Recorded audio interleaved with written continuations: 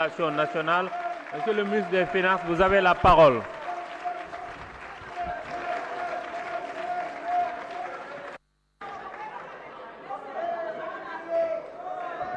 Monsieur le Président de l'Assemblée nationale,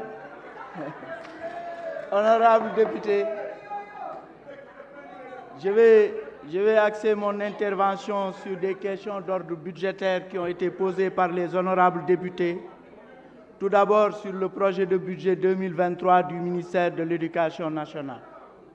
Je veux d'ores et déjà signaler que par ordre d'importance, ce projet de budget 2023 est le premier budget avec un montant de 778 milliards 549 millions. C'est le premier budget. C'est le premier budget. J'ai remarqué effectivement que très souvent on a parlé de 803 milliards. Au moins 7 intervenants ont parlé de 803 milliards.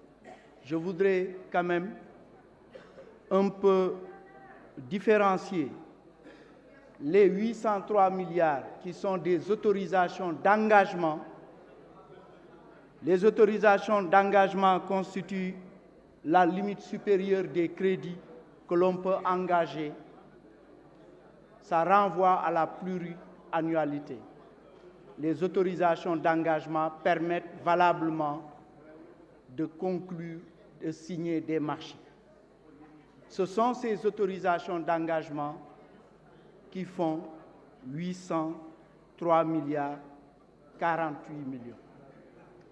Par contre, les crédits de paiement qui constituent la limite supérieure des crédits qu'on peut payer dans l'année, ce sont les crédits de paiement qui constituent le budget, le projet de budget 2023 d'un ministère donné. Autrement dit, nous pouvons retenir que le projet de budget 2023 du ministère de l'Éducation nationale est arrêté à 778 milliards 549 millions. Ça a beaucoup augmenté. En 10 ans, ce budget a été multiplié par 2,4 exactement. Ça a augmenté de 450 milliards. C'est important parce qu'effectivement, l'éducation est une priorité. Mais oui, vous l'avez remarqué, que ce budget est constitué pour 90,6% de dépenses de personnel. Et pour le reste, à peu près 9,4%, correspondant à plus de 71 milliards, c'est pour les dépenses de fonctionnement et d'investissement. Mais c'est un choix assumé. Je l'ai indiqué dès le premier jour, en disant que c'est un budget de solution, c'est un budget social, c'est un budget qui renforce le pouvoir d'achat des populations. C'est pour ça, ici également, ce budget-là consacre 90,6% aux dépenses de personnel. Et ce projet de budget nous permet, en ce qui concerne les dépenses de personnel, de respecter deux engagements très importants. L'accord qui a été conclu par le gouvernement et les syndicats d'enseignants représentatifs le 26 février 2022, cet accord-là vraiment avait prévu des engagements financiers au titre de la gestion 2022. Ces engagements ont été respectés jusque-là. Et pour 2023, ce projet de budget 2023 consolide les engagements déjà au titre de la gestion 2022 et prévoit l'impact budgétaire de deux autres mesures importantes contenues dans ces accords, à savoir la revalorisation de l'indemnité de recherche documentaire et de surcharge horaire et la revalorisation de la prime scolaire.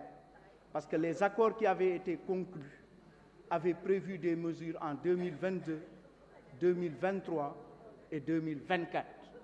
Donc, c'est très important de savoir qu'effectivement, le projet de budget 2023 consolide les engagements financiers au titre de la gestion 2022 et prévoit l'impact budgétaire des mesures qui sont issues du protocole d'accord conclu avec les syndicats d'enseignement. Deuxième point qui avait été indiqué, c'est la requête qui a été formulée pour une baisse des impôts sur les salaires des enseignants. Là aussi, et je pense que j'ai eu à le rappeler récemment, il y a eu au moins 3 mesures. En 2013, il y a eu une baisse de la fiscalité sur les salaires. Nous pouvons retenir que 8% de baisse de fiscalité avaient été appliquées en 2013. Et les 2 autres mesures additionnelles en termes de baisse des impôts sur les salaires des enseignants, c'est la défiscalisation de l'indemnité représentative de logement à compter du 1er mai 2022. C'est effectif et ça le sera ad vitam. Et une deuxième mesure a consisté à pouvoir payer net d'impôt l'indemnité spéciale complémentaire. Le principe est ce qu'on doit payer l'impôt sur le revenu, mais au moins pour ces 3 mesures, ça a permis effectivement de pouvoir augmenter les salaires des enseignants en agissant sur l'impôt. L'éducation, c'est important. Au-delà du ministère de l'Éducation, on a déjà examiné le budget du ministère de l'Enseignement supérieur. C'est 262 milliards 600 millions. On a déjà examiné le budget de la formation professionnelle. C'est 85 milliards 900 millions. Au total, pour ces 3 ministères qui agissent dans l'éducation et la formation, c'est un budget de 1127 milliards de francs CFA. C'est ça qui opérationnalise l'axe 2 du plan Sénégal émergent, capital humain, protection sociale et développement durable. Et vous verrez le dernier jour, le document qu'on vous donnera sur le programme d'investissement public, vous verrez toujours qu'on respectera avec ces 1127 milliards dans l'axe 2, une allocation budgétaire de l'ordre de 20 à 25%.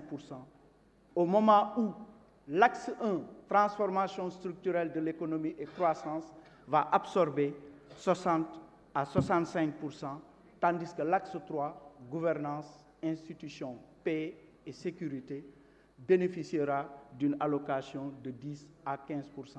Voilà la répartition. Je veux parler de la répartition par axe stratégique du plan Sénégal émergent.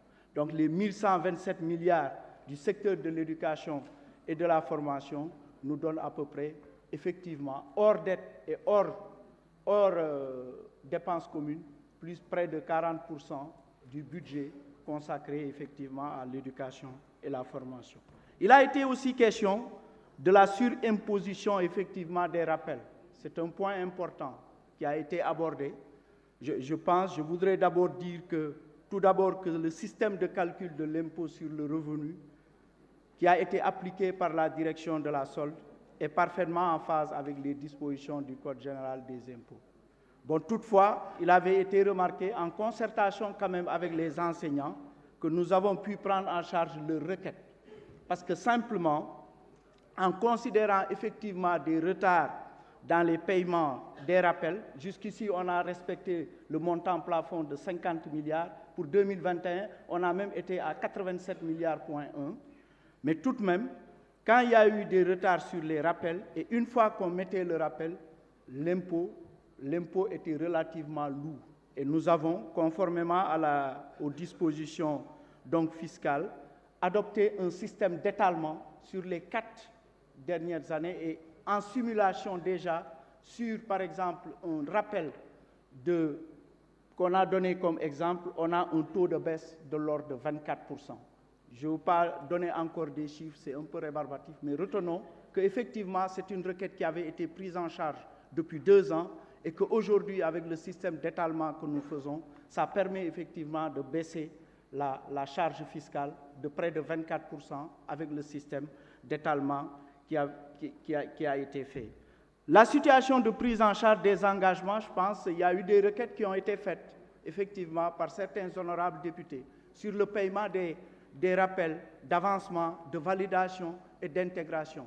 Maintenant, c'est très transparent, ça suit un ordre matriculaire et on a actuellement la situation de tous les engagements qui avaient été pris dans le protocole en termes de mise en solde, de paiement de rappel, d'intégration, de validation et d'avancement. L'autre question qui a été abordée et qui a été abordée aussi en commission, c'est la décentralisation du budget consolidé d'investissement dans le secteur de l'éducation. On a pris bonne note de cette requête.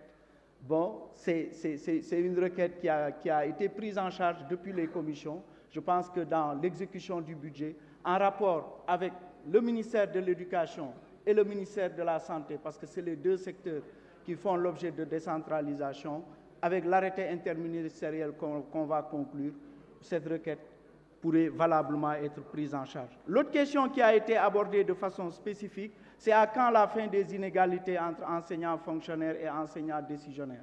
Là également, je pense que quand le ministre, mon collègue en charge de la fonction publique, était de passage en commission, ça a été abordé. Et je pense que dès qu'on examinera son budget, mais d'ores et déjà, je peux dire que le décret numéro 74-347 du 12 avril que vous avez cité, 1974, qui fixe le régime spécial applicable aux agents non fonctionnaires de l'État, qui régit les décisionnaires, est en cours de modification.